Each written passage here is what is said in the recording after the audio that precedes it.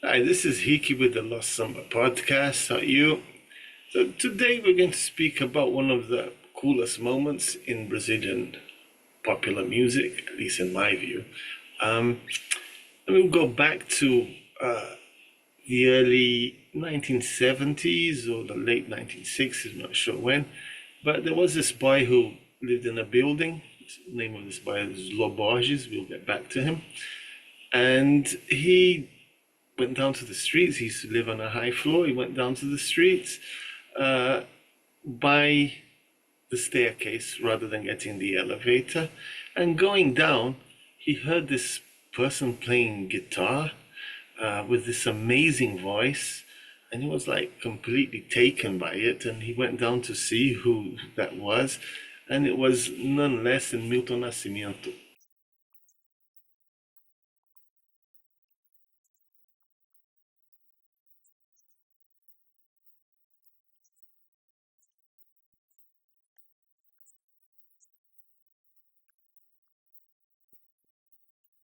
They were neighbors. This created a strong friendship.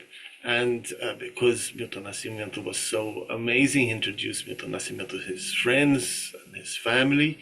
And this group of friends became what is known as the Clube da Esquina, or the Corner Club.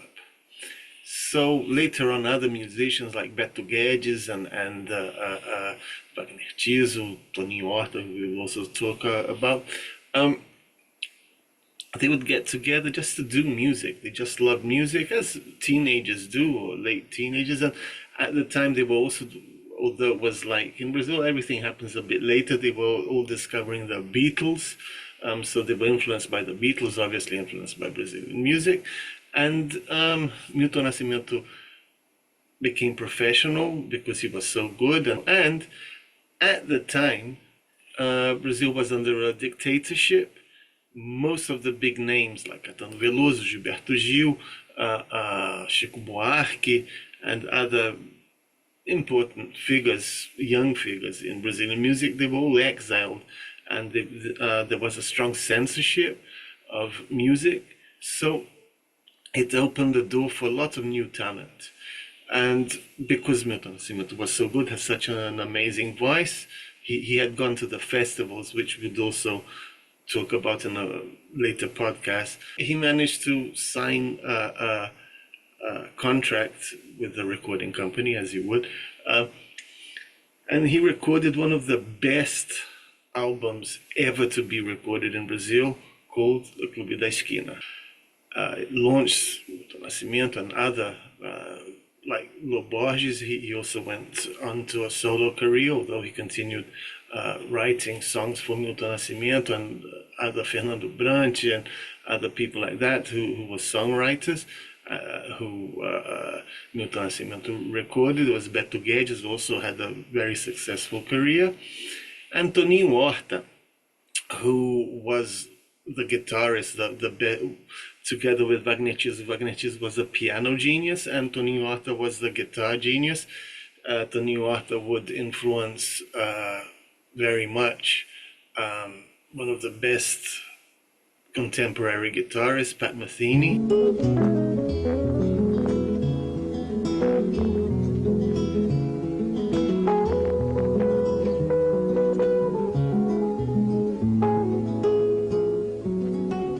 If you listen to both, they have very similar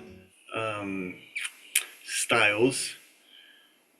And the cool thing about the Clube da Esquina is that they didn't have big egos. They were just friends recording songs. Caetano Veloso, Gilberto Gil, even Chico Buarque.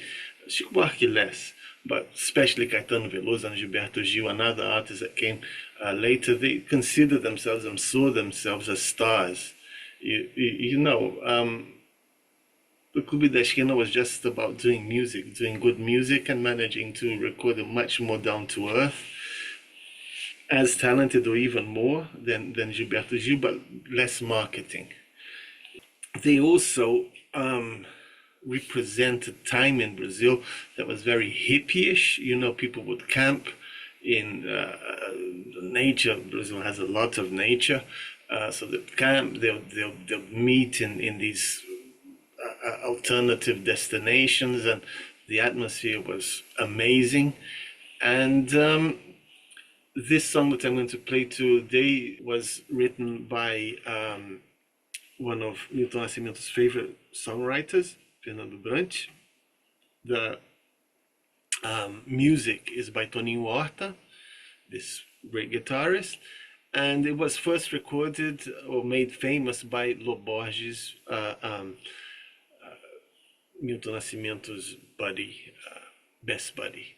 So I hope you like it. Eu já nem sei o meu nome, se eu já não sei parar.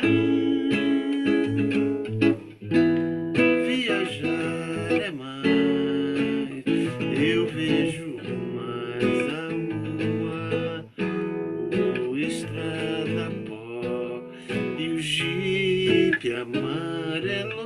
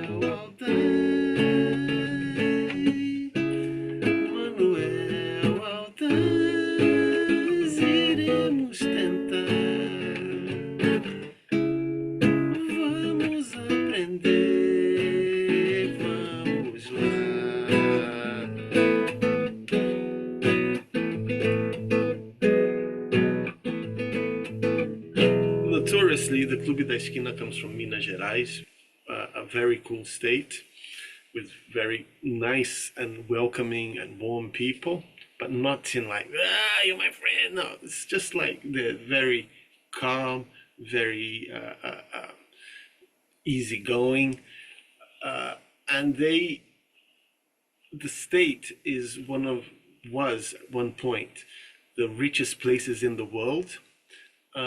It because of a gold rush. They discovered gold in Minas Gerais, and this gold came mainly to the United Kingdom, and it made the United Kingdom rich through treaties they had with Portugal. So the Portuguese paid for the British protection in the seas and against Spain, and later against Napoleon.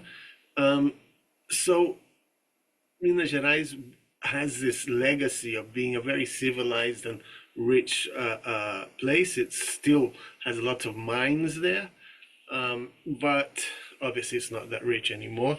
But the legacy is one of civilization, of culture, and this is reflected in the Mineiro way of being. The food is actually really good.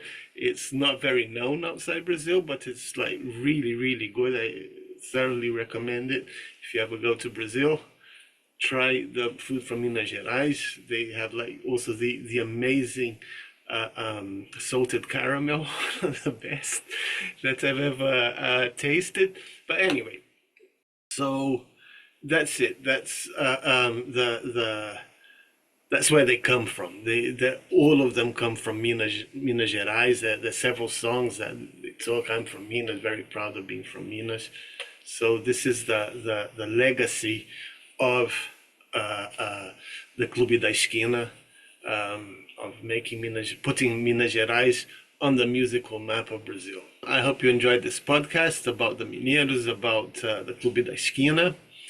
I hope to see you next week. All the best. Have a good time. Take care.